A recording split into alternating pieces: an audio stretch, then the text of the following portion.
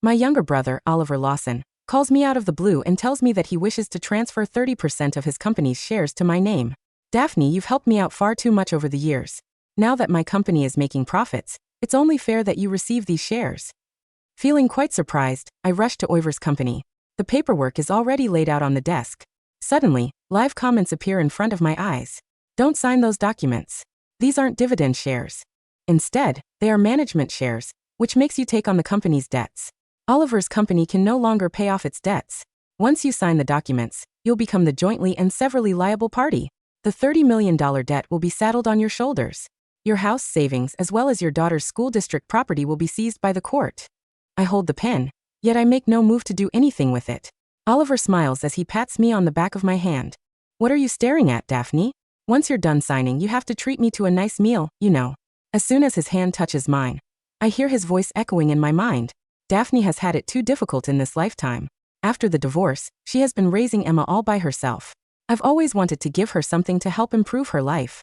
The dividends for the next quarter come to at least $100,000. That should be enough for Daphne to clear her house mortgage. Our parents left us far too early in life, leaving us to rely on each other. If I don't treat her well, who else will? I can only hold the pen, feeling my fingers going cold. Who should I believe? My younger brother, OIiver Lawson, called while I was standing in the grocery store, trying to pick out yogurt for my daughter, Emma Sullivan. Daphne, you've helped me more than I can ever repay over the years, he said. My company's making money now, and I want to transfer 30% of the shares to you. I froze in front of the cooler, convinced I'd misheard him. What did you just say? I'm transferring 30% of the company to you. I've already had my lawyer draw up the paperwork. All you have to do is come sign it. OIiver's tone was relaxed and sincere, as though it were no big deal at all. Warmth spread through my chest when I heard that. Our parents had died years ago, leaving just the two of us to depend on each other. Back when OIiver was trying to get his business off the ground, I'd loaned him every penny I'd saved after my divorce. I'd even pulled Emma out of her tutoring program for a semester. Now that his company had finally taken off, he wanted to show his gratitude. Everything I'd done for my little brother hadn't been for nothing. So I set the yogurt down and took a cab straight to his office. When I arrived, OIiver came out to greet me. A smile played on his lips as he led me into his office. Take a seat, Daphne. Everything's ready. A thick share transfer agreement sat on his desk, with a pen resting beside it. I picked up the pen. Just as I was about to flip to the signature page, lines of red text flashed before my eyes. The first one read, "Don't sign it. Those aren't the kind of shares that pay dividends. They'll make you responsible for the company's debts. The company's already underwater. The second you sign, you'll become jointly liable, and that $30 million debt becomes yours. Your home, your savings, and even the house you bought so your daughter could attend a better school will all be taken from you." My hand froze in midair. The tip of the pen hovered less than half an inch above the paper, while the comments kept popping up. Another one read, "He owes money to loan sharks. The debt collectors will show up next week, and he needs someone else to take the fall. The moment you sign, he'll slip away clean while you're left holding the bag. Wake up. He's not repaying your kindness. He's ruining your life." I blinked hard. The red words were perfectly clear, one line after another drifting before my eyes. "Daphne, what are you looking at?" OIiver's voice snapped me back to reality. He smiled, patted the back of my hand, and added, "After you sign, dinner's on you." The instant his hand touched mine, I heard his voice inside my head. "It has been hard on Daphne. She's been raising Emma alone ever since the divorce. I've been wanting to do something for her. Next quarter's dividends should be at least $100,000. That'll be enough for her to pay off the mortgage. Mom and Dad are gone. It's just us two now. If I don't look out for her, who will?" The words were heartfelt, each one coming straight from the heart. But the comments kept appearing before my eyes. There was OIiver's genuine love, and there were those red texts screaming at me. Which one was I supposed to believe? I set the pen down and smiled. "This agreement's pretty thick. Let me read through the terms before I sign." "Of course. Take your time, Daphne. There's no rush." OIiver didn't seem bothered in the slightest. He poured me a cup of coffee before settling onto the couch across from me. Then he pulled out his phone and started scrolling, looking completely unconcerned. I flipped through the agreement and pretended to study the terms. In reality, I couldn't make myself focus on a single word of the dense legal jargon. The comments insisted OIiver was trying to hurt me. But could a person's innermost thoughts really be fake? I turned a few pages.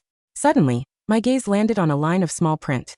It read, "From the date this agreement is signed, the transferee shall assume joint liability for any existing company debts in proportion to their ownership share."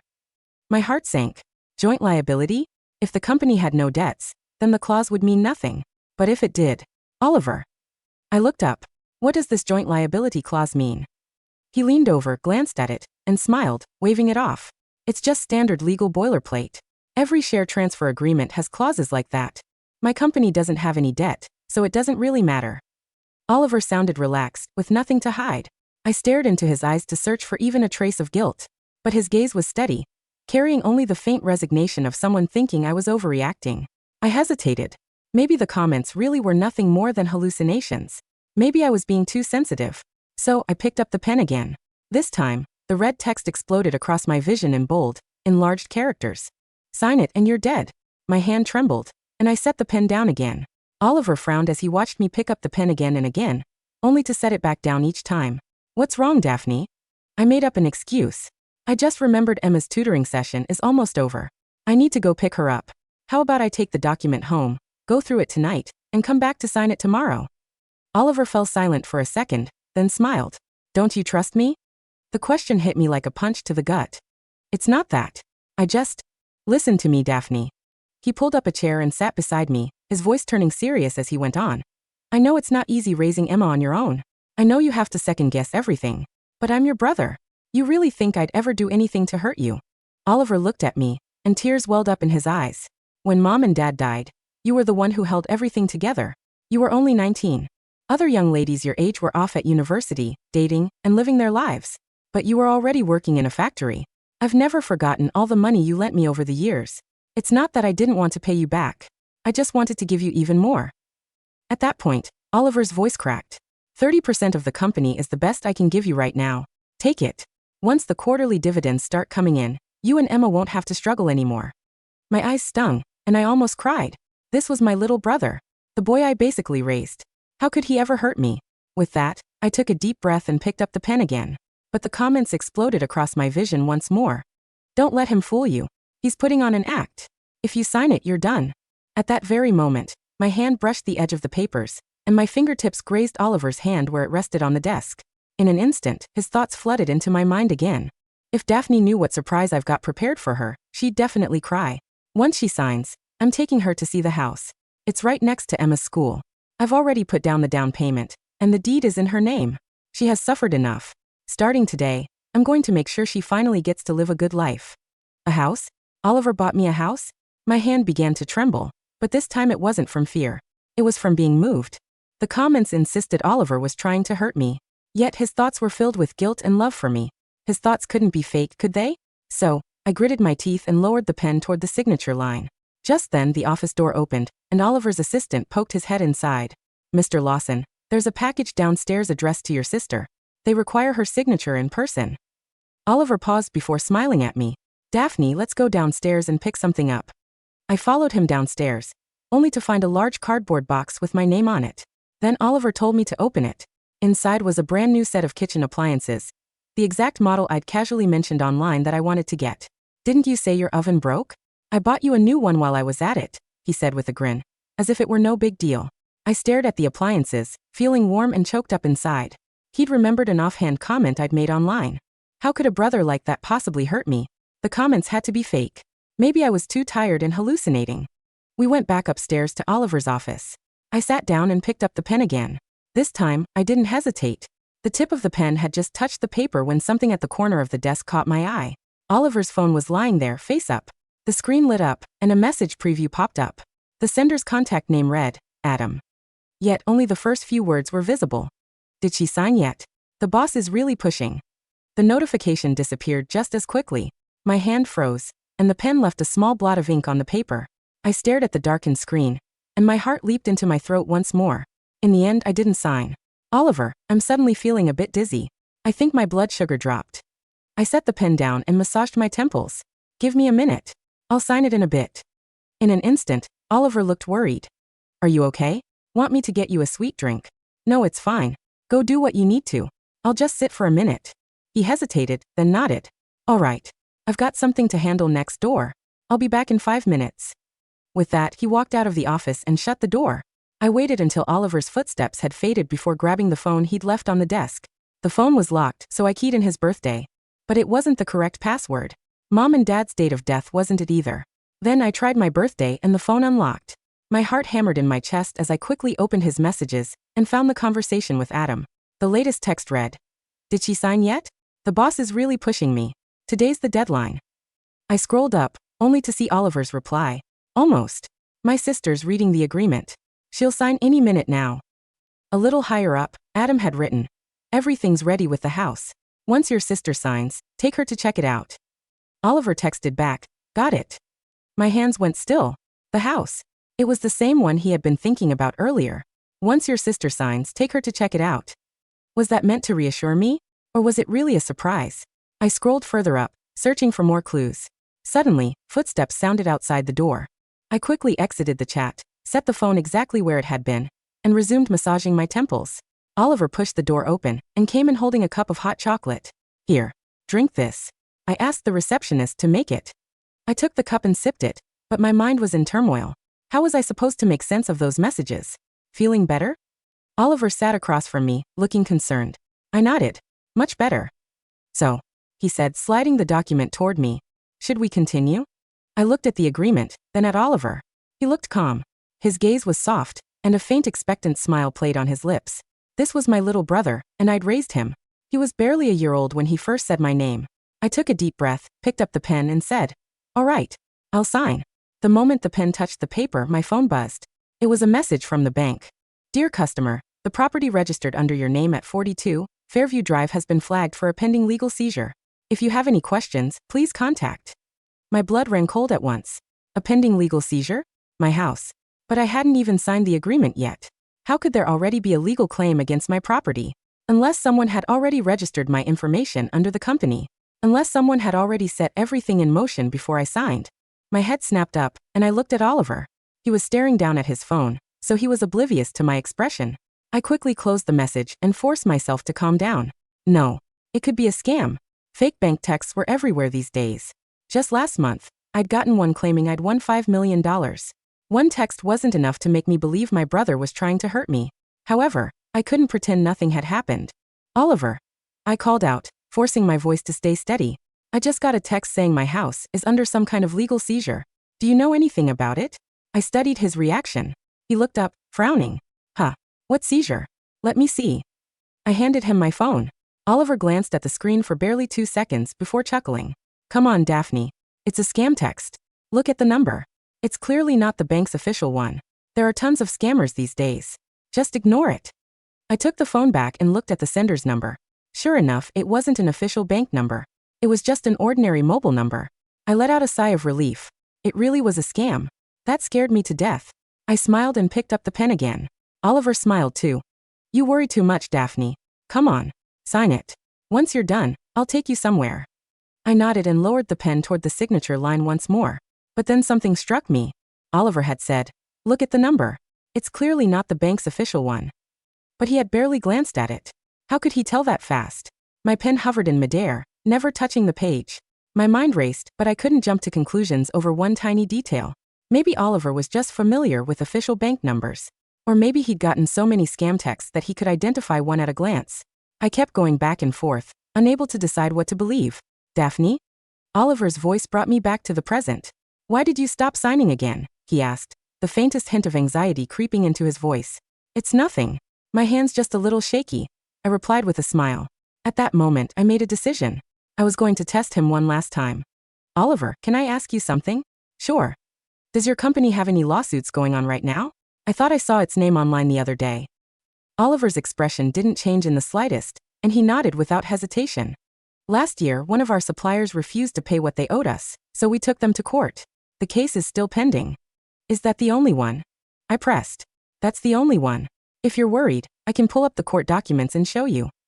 As he spoke, he sat down at his computer, tapped away at the keyboard for a few seconds, then turned the monitor toward me. On the screen was an official court filing. Oliver's company was listed as the plaintiff, while the defendant was a building materials supplier. It was a sales contract dispute, with $870,000 at stake. Oliver's company was the plaintiff. That meant it was trying to collect what it was owed and not the other way around. I stared at the filing, and suddenly I wasn't so sure anymore. If the comments were true and Oliver's company was drowning in debt, then there should have been plenty of lawsuits with his company listed as the defendant. But this case showed the exact opposite. Could the comments really have been fake? Had I been wrong about my brother this whole time? Suddenly, my eyes stung with unshed tears. If all of this was nothing more than my own paranoia, how devastated must OIiver have been by the way I treated him today? He genuinely wanted to give me 30% of the company, while I had spent the entire time suspecting he was trying to ruin me. Daphne, did something happen? OIiver asked softly, his eyes filled with genuine concern. Whatever it is, tell me. I'll help you. I took a deep breath and finally made up my mind. I couldn't hesitate anymore. The comments were a hallucination, and OIiver's thoughts were the real thing. He would never hurt me. Just like that, I picked up the pen and turned to the signature page. The pen touched the paper as I began to sign. Then out of nowhere, I remembered something. I slowly lifted my head and looked at OIiver. He was still smiling, completely unaware. You done signing, Daphne? I stared at his face. This was someone I'd known for 30 years. The comments or OIiver's thoughts, one was the lie. And in that moment, I finally knew. The pen tip hovered less than a millimeter above the crisp paper. My memory unlocked the final piece of the puzzle. When OIiver had turned his computer monitor toward me to show the court filing, he had pointed at the screen and said, "Last year, one of our suppliers refused to pay what they owed us, so we took them to court. The case is still pending." It was a contract dispute for $870,000. His company was the plaintiff. It looked completely legitimate, except for one tiny, devastating detail. 3 months ago, OIiver had come over to my house for Sunday dinner. He had brought a bottle of wine, sat at my kitchen table, and complained at length about a building materials supplier who had sued him for breach of contract, claiming he owed them nearly $1 million. He had been terrified, wringing his hands, begging me to let him borrow $50,000 to retain a high-profile defense attorney. I had given him my life savings that night. He had forgotten his own lie. The court filing on his screen wasn't from last year. It was a fabricated PDF document. He had prepared it on his computer beforehand, knowing exactly which screen to flip toward me when I asked about lawsuits. He hadn't pulled up the court registry live. He had opened a pre-rendered image file. And what about his thoughts? When my hand brushed his, I heard his inner voice overflowing with warmth. If Daphne knew what surprise I've got prepared for her, she'd definitely cry. I've already put down the down payment, and the deed is in her name. Why would his thoughts sound so loving if he was trying to destroy me? Because sociopaths don't think like normal people. OIiver didn't view ruining my life as an evil act. In his twisted, pathologically self-centered mind, he had convinced himself that sacrificing me was an act of familial duty. He was rationalizing his betrayal. He believed that if he bought me a cheap house, or rather, used my name to secure a predatory mortgage, he was taking care of me. He was actively rehearsing his internal justification so he wouldn't have to feel the crushing weight of his own guilt.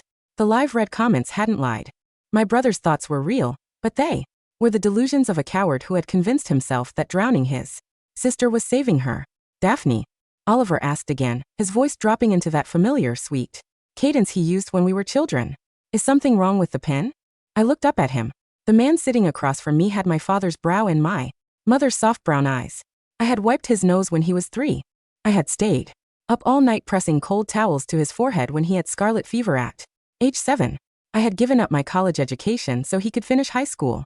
And now he was sitting across from a desk, smiling gently, waiting for me to sign my own death warrant. "The pen is fine," I said softly. I pulled my hand back, capping the pen with a small, clean click. The red text flared instantly across my vision. Yes, she didn't sign it. Smart girl. Now get out of there. Be careful. Once he realizes you won't sign, he won't let you leave easily. OIiver's smile stiffened. The warmth in his eyes flickered, replaced by a cold, calculating stillness that made the hairs on my arms stand up. "Daphne," he said, his tone no longer soft. "You've picked up that pen 4 times. What are you actually playing at?" "I'm not playing at anything, OIiver," I replied calmly, sliding the thick folder back across the polished mahogany wood. "I'm just not going to sign. Today." "Why?" "Because I need my attorney to review it first." The silence in the office turned suffocating. The low hum of the air conditioner suddenly felt deafening. OIiver didn't move. He sat there staring at me, his knuckles resting on the edge of the desk. "Your attorney?" he repeated, a bitter, mocking laugh escaping his lips. "Daphne, you work in a public library. You make $32,000 a year. You don't have an attorney." "Then I'll hire one," I said, standing up and pulling my handbag over my shoulder. "I'm your sister, OIiver. If this transfer is truly a gift, 3 days of legal review won't change anything, right?" He stood up slowly. He was 6'1", towering over me, casting a long dark shadow across the desk. "You don't trust me," he said flatly. "I asked a simple question about lawsuits. And you showed me a fake PDF? I replied, meeting his gaze without flinching. I got a text from my bank about a pending attachment on my house. And your phone lit up with a message from Adam, asking if I'd signed yet because the boss is pushing. I took a step backward toward the heavy oak door. Who is Adam, OIiver? And who is the boss? Oliver's face transformed. The gentle, boyish expression melted away like thin ice over a stagnant pond. His jaw clenched, his eyes narrowing into cold, venomous slits. The affection I had cherished for 30 years vanished, leaving behind a desperate, cornered animal. You looked at my phone, he whispered. I didn't have to, I lied smoothly. The notification popped up on the desk. He rounded the desk in 3 swift strides, blocking the door. He didn't touch me, but his massive frame cut off my exit completely. Daphne, you don't understand the situation I'm in, he said, his voice tight, laced with a terrifying edge of panic. If you don't sign these papers by 5 o'clock p.m. today, they are going to break my legs. They are going to take everything. Who are they? It doesn't matter who they are, he yelled, slamming his hand against the doorframe. The loud thud echoed through the room. What matters is that you are my sister. You're supposed to protect me. You raised me. You swore to Mom on her deathbed that you would always look after me. My chest heaved. Tears burned behind my eyes, but I forced them back.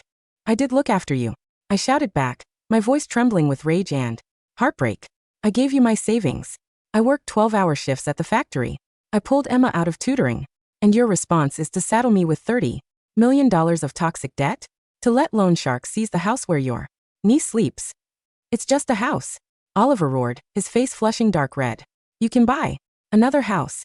I was going to give you a cut of the offshore funds once the bankruptcy cleared. I was going to take care of you and Emma in 2 years. He's lying. The red text screamed across my eyes. The offshore account is registered solely under Adam Vance's name. OIiver is getting a 2% finder's fee and a one-way ticket to South America. I stared at my brother.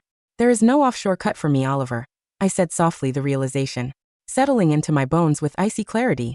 You were going to let me take the fall, go bankrupt, lose my home, and go to prison for corporate fraud while you fled the country. OIiver froze. His mouth stayed slightly open, his eyes widening in shock. How do you? Out of my way, I said, my voice dead calm. Daphne, please, he reached out to grab my arm. If you touch me, I said, pulling my phone from my pocket, I will hit speed dial on the emergency services, and I will scream so loud the entire building hears it. Move. We stood 3 inches apart, the air between us thick with 30 years of shared history, crushed under the weight of a single afternoon's greed. OIiver stared at me for 5 agonizing seconds. Then slowly, his arm dropped to his side. He stepped back. You're making a mistake, Daphne, he whispered, his voice cold as stone. You think you're safe just because you didn't sign? Adam already has your personal information. He has your social security number, your property deeds, your bank accounts. I gave them to him 3 weeks ago. My blood ran cold. What did you say? I tried to do this the easy way, OIiver sneered, a twisted, pathetic smile touching his lips. I wanted you to sign willingly so it looked clean. But if you walk out that door, Adam isn't going to wait. They'll come for your house. Anyway. I didn't answer him. I grabbed the brass door handle, pulled it open, and walked out into the corridor without looking back once. The moment I stepped out of the office building, the humid afternoon air hit me like a physical wall. My knees went weak, and I had to lean against a concrete pillar near the parking lot to keep from collapsing. My phone buzzed in my hand. It was a text from an unknown, encrypted number. We know where Emma goes to school. 42 Fairview Drive is a nice property. Sign the transfer by midnight, or we start collecting interest from the little girl. Attached to the message was a photograph. It was a photo of my 7-year-old daughter, Emma, sitting on the school bench during recess, holding her small pink lunchbox. The world tilted. My vision went black around the edges. A wave of pure, primal terror surged through my veins. The grief over my brother's betrayal vanished instantly, replaced by the fierce, merciless instinct of a mother protecting her cub. They had targeted my child. Don't panic. The red text flared across my sight, pulsing brightly. The photo was taken 2 days ago by a private investigator OIiver hired. Emma is currently safe in her classroom. Her teacher, Mrs. Gable, is at the door. Call the police? No. The police can't act on a photo without immediate proof of abduction, and Adam has mole contacts in the district precinct. Go to the State Financial Crimes Division directly. I took 3 sharp, ragged breaths, forcing my racing heart to slow down. The comments were right. Panicking would destroy us. OIiver and his accomplices were counting on me breaking down, rushing to sign the paper just to keep Emma Safe. I tapped my phone screen, dialing the school's direct office line. Jude's Elementary, this is Mrs. Gable. Mrs. Gable, I said, keeping my voice entirely steady despite the tremble in my fingers. This is Daphne Sullivan, Emma's mother. I am calling to update her. Emergency dismissal protocol with immediate effect. Of course, Mrs. Sullivan. What do you need? Effective right now, no one, and I mean no one, is permitted to pick Emma up. Except me. Not her uncle, OIiver Lawson, not any family friends, no one. If anyone matching OIiver's description or any stranger arrives, lock the main doors and call emergency services immediately. Mrs. Gable's voice turned serious. Understood, Mrs. Sullivan. I'm adding a flag to her file right now. Is everything all right? We are handling a family security matter, I said. I will be there at 3 p.m. sharp to pick her up myself. After hanging up, I sat in the back seat of a parked taxi and pulled up my bank app. The red text was still scrolling across my vision, providing real-time intelligence. Adam's real name is Adam Vance. He runs Vance Financial Capital, a predatory loan sharking front operating out of the industrial district. OIiver lost $12 million in illegal offshore trading 6 months ago. He used his company assets as collateral. When the debt ballooned to $30 million with compound interest, Adam offered him a deal.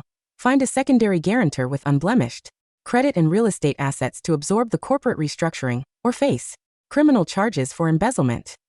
OIiver picked you because your name was already on his company's founding documents from 8 years ago as a minor, non-voting shareholder. I stared at the floating red text. 8 years ago.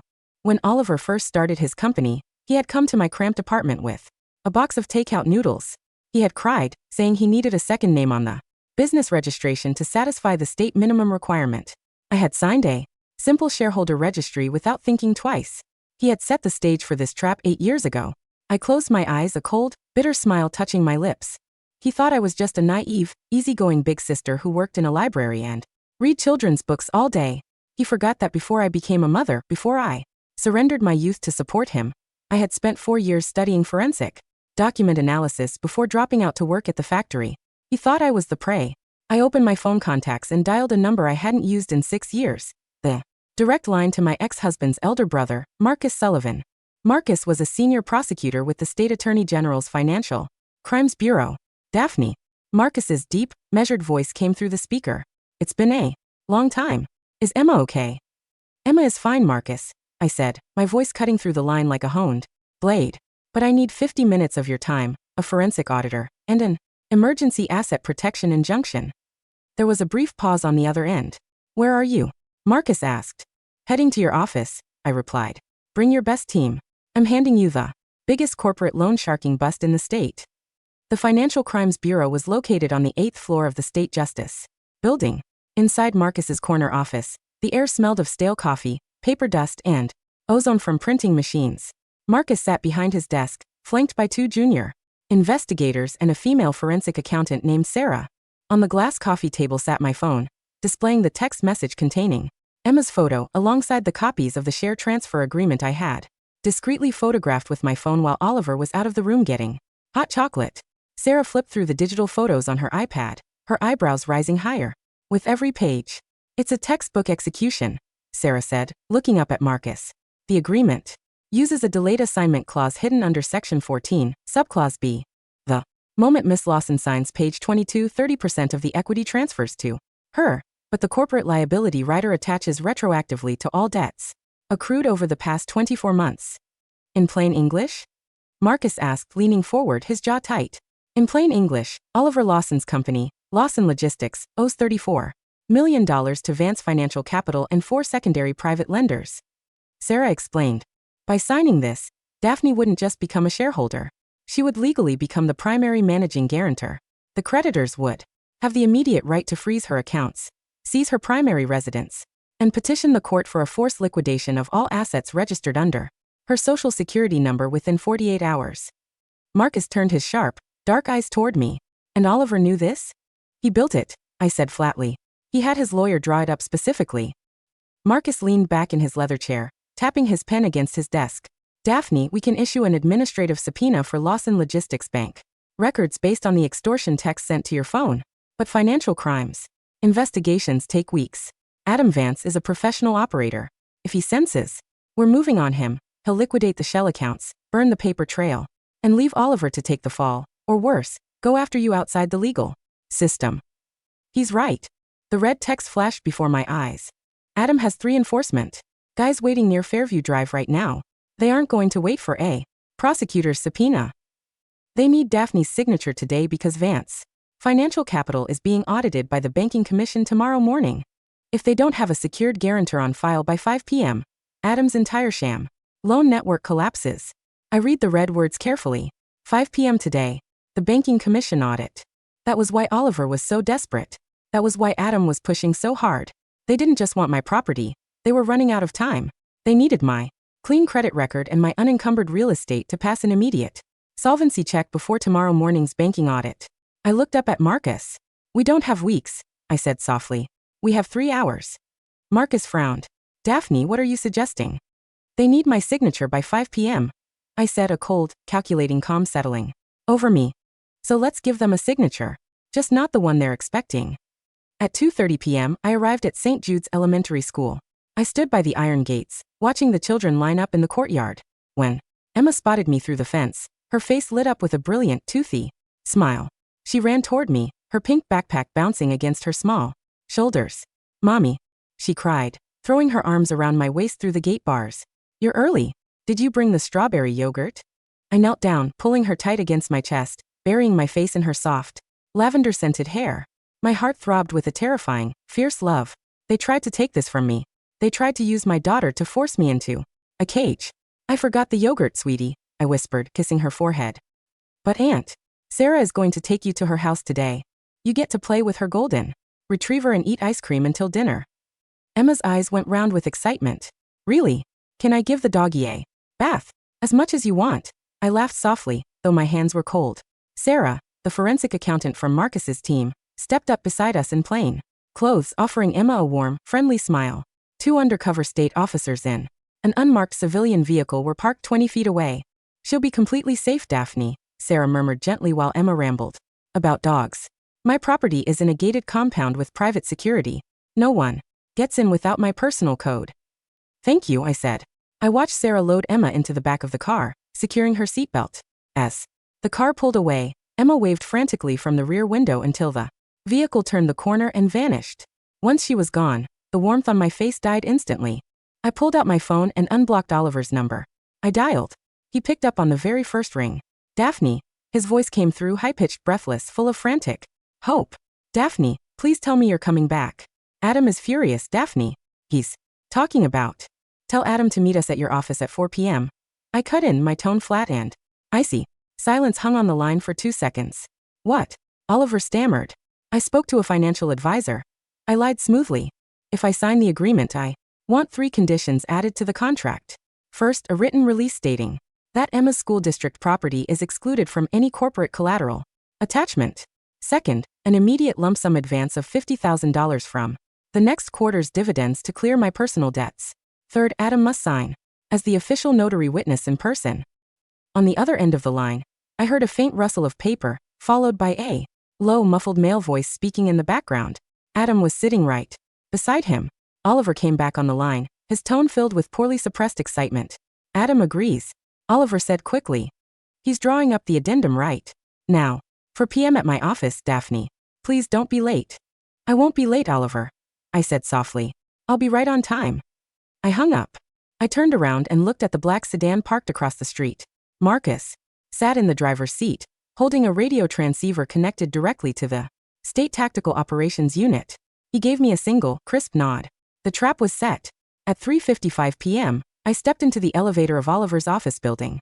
The doors slid shut with a soft whir. I watched the floor numbers light up, sequentially 4, 5, 6, 7. My reflection in the mirrored walls showed a woman wearing a simple navy blazer, her dark hair tied back in a neat bun. My face was pale, but my eyes were steady. The tactical team is in position on the 6th and 8th floors, the red text scrolled across my field of vision. Adam Vance is inside the office. He has 2 armed guards posing as legal assistants. The addendum they drafted is fraudulent. Clause 1 excludes 42 Fairview Drive, but lists the legal parcel number for your secondary savings property instead. They are planning to force your thumbprint onto the notary stamp as soon as you sign. I read the red text carefully. A fraudulent addendum. They were still trying to trick me with legal sleight of hand right up to the final second. Ding. The elevator doors opened on the 7th floor. The hallway was quiet, carpeted in dark blue wool. I walked down the corridor, toward Oliver's corner suite, my heels clicking softly against the floor. I pushed the heavy glass door open. The reception desk was empty. Standing near the window of the main office was Oliver, looking pale and nervous, clutching a glass of water. Sitting behind Oliver's mahogany desk was a man in a bespoke charcoal suit. He was in his late 40s, with thinning slick-back hair, cold lizard-like eyes, and a thick gold signet ring on his right pinky finger. Adam Vance. Two tall men in dark suits stood casually near the filing cabinets by the door, their jackets bulging slightly at the left hip. "Miss Lawson," Adam said, his voice smooth gravelly, and entirely devoid of warmth. He didn't stand up. He merely pointed at the leather chair across from him. "Sit." I didn't sit. I remained standing near the center of the room. "Where is the updated agreement?" I asked. Oliver hurried forward, holding out a fresh, stapled stack of papers. "It's all here, Daphne. Adam modified the clauses just like you asked. Look, Section 14. Explicitly excludes the Fairview property." I took the folder, flipping directly to the back page. My eyes scanned the fine print of the newly added addendum. Sure enough, right under Section 14, Subclause C, it read, "Excluding primary residential parcel. Hashtag 884-09. Parcel hashtag 884-09 was the land registry code for my late parents' small summer cottage near the lake, a property worth barely $30,000. My actual home on Fairview Drive was parcel hashtag 884-12. They had swapped the numbers, assuming a public library worker wouldn't know her own land parcel registry code. I looked up from the page, meeting Adam Vance's cold, unblinking stare. "You swapped the parcel numbers," I said quietly. The air in the office instantly froze. Oliver gasped, his face draining of every drop of color. "What? Daphne, what are you talking about?" "Parcel 884-09 is the lake cabin," I said, my voice echoing clearly in the silent room. "My home is parcel 884-12. You kept the school district property in the liability pool." Adam's expression didn't change. The smooth, professional mask simply dissolved, revealing the raw, ugly brutality beneath. He slowly set his gold pen down on the desk. "You're a lot smarter than your idiot brother told me you were, Miss Lawson," Adam said, leaning back in his chair. He gestured casually to the two men standing by the door. The two guards stepped forward, closing the distance between me and the exit. "It doesn't matter," Adam continued, pulling an ink pad and an official notary stamp from his briefcase. "You walked into this room, Miss Lawson. And you aren't walking out until your name and your thumbprint are on every single page of this document." Oliver stepped back, his hands shaking so violently his water glass rattled. "Adam. Wait, you said we weren't going to use force." "Shut up, Oliver," Adam barked without looking at him. "Your sister played you like a cheap fiddle. She never intended to sign." Adam looked at me, a cruel, mocking smile curling his thin lips. "Sign the paper, Daphne, or my men visit your daughter's elementary school before 4:30 p.m. I looked at him. Then I looked at Oliver, who was cowering near the window, refusing to meet my eyes. A small, quiet smile touched my lips. "You're 5 minutes too late, Adam," I said softly. Adam frowned. "What?" I reached into my handbag, pulled out my phone, and tapped the screen once. A loud, piercing electronic chime echoed from my phone speaker, followed by a calm, mechanized female voice. "Emergency GPS location beacon activated. State Attorney General Tactical. Command initiated. Crash." The heavy glass doors of the reception lobby blew inward with a deafening boom. "State Police. Don't move. Hands on your head. Down on the ground now." A dozen heavily armored state tactical officers wearing black helmets and Kevlar vests swarmed into the office, their assault rifles raised laser sights, painting bright red dots across the walls. "Down. Get down on the floor." The two armed guards near the door didn't even have time to reach into their jackets. Within 2 seconds, they were tackled to the carpet by 3 officers. Each, their arms twisted behind their backs, the cold steel of handcuffs clicking shut with violent precision. Adam Vance leaped up from behind the desk, his face contorted in sheer, hysterical panic, reaching for a shredder near the wall. "Don't touch it." Marcus's booming voice roared from the doorway as he stepped into the room, flanked by 2 plainclothes detectives holding badges. "Adam Vance, you are under arrest for extortion, corporate fraud, illegal gambling operations, and criminal conspiracy." Adam was slammed face first onto his own mahogany desk, his arms yanked behind his spine. "Marcus Sullivan," Adam shrieked, his slicked back hair falling into his eyes as his face was pressed against the wood. "You have no jurisdiction here. This is a private civil contractual negotiation." It was a civil negotiation until you sent an extortion threat containing a minor's photograph at 1:15 p.m. today, Marcus said coldly, stepping up to the desk and sliding a signed federal warrant in front of Adam's nose. And until your private server was seized by our cybercrimes unit 20 minutes ago. Marcus turned to the technical team entering behind him. Secure the hard drives. Seize the notary stamps. Every single document in this room is evidence. The office erupted into controlled chaos. Officers were bagging laptops, filing boxes, and phone logs. In the corner near the window, OIiver stood frozen against the glass, his hands raised above his head, weeping uncontrollably. Daphne, OIiver sobbed, looking at me with bloodshot, terrified eyes. Daphne, tell them I'm your brother. Tell them I was forced into this. Adam made me do it. He threatened me. I walked slowly over to him. The tactical officer stepped back, allowing me space. I stood 2 feet away from my younger brother. I looked at his pale, trembling face, the face of the boy I had sacrificed my youth to raise, the boy I had loved more than my own life for 30 years. OIiver, I whispered. He reached out his trembling, cuffed hands toward me, his voice cracking with pathetic, desperate pleading. Daphne, please save me. You always saved me. Remember when we were kids? Remember when Mom died and you promised? I remembered. I interrupted gently. I reached out and touched the back of his hand. One last time. In an instant, his inner thoughts flooded into my mind. If I blame everything on Adam, the lawyer said I can get a plea bargain. I'll serve 2 years in a minimum security facility. When I get out, I can still use Daphne's credit to start a new business. She's my sister, she won't leave me in prison. She'll forgive me. She always forgives me. I stared into his eyes. There was no repentance, no real guilt, no love, only the cold, parasitic calculation of a predator who believed his victims' affection was a renewable resource he could harvest forever. I slowly pulled my hand back. I kept my promise to Mom, OIiver. I said softly, my voice crystal clear, echoing above the noise of the arresting officers. I raised you. I protected you. I gave you everything I had. Tears finally spilled over my eyelashes, hot and quiet, running down my cheeks. But today my job as your sister is finished. I turned my back on him. Daphne, Daphne. OIiver screamed behind me, his voice pitching into a hysterical, ugly shriek as 2 officers dragged him to his knees, forcing his wrists into steel cuffs. You can't do this to me. I'm your brother. Daphne, look at me. Daphne. I didn't turn back. I walked past the shattered glass of the entrance, past the armed tactical teams, past the flashing red and blue lights in the corridor, and stepped cleanly out into the afternoon sun. 2 weeks later, the morning sun shone brightly through the floor-to-ceiling windows of my new, small bakery shop on 5th Avenue. The air smelled of fresh cinnamon, warm yeast, and roasted coffee beans. Behind the counter, Emma was wearing a tiny white apron, carefully placing strawberry slices onto a freshly frosted sponge cake, her nose smudged with flour. Look, Mommy, she giggled, holding up her hands. I'm a master chef. I laughed, leaning down to wipe the flour from her nose with a damp napkin. You're the best master chef in the city, sweetie. The front door chimed as Marcus walked in, wearing a sharp navy suit, carrying a thick leather folder under his arm. Morning, Master Chef, Marcus smiled, patting Emma's head before setting the folder on the wooden counter. How are things at the courthouse? I asked, pouring him a cup of fresh black coffee. The grand jury returned a 36-count indictment yesterday morning. Marcus said, taking a sip of the coffee.